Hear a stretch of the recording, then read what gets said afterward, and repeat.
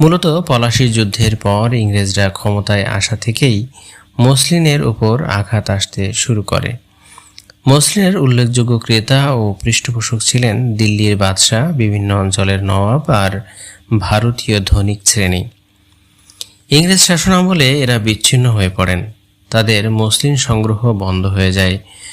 1765 সালে ইংরেজদের দেওয়ানি লাভের পর তারা আরও বেশি ক্ষমতাশালী হয়ে ওঠে।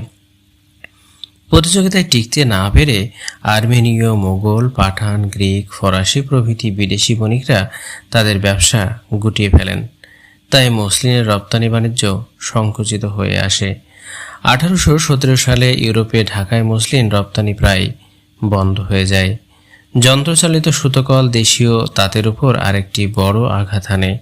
1824 সালে ঢাকায় কলে তৈরি সুতো প্রবেশ করে।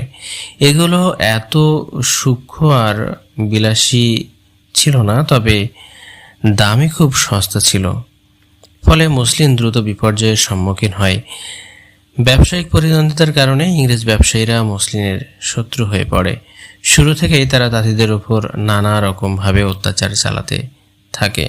প্রচলিত আছে যে যাতে করে ঢাকার নিপুণ তাঁতিরা আর মসলিন বুনতে না পারে, তাই ইস্ট ইন্ডিয়া কোম্পানির কর্মচারীরা তাঁতিদের হাতের আঙুল কেটে দিত।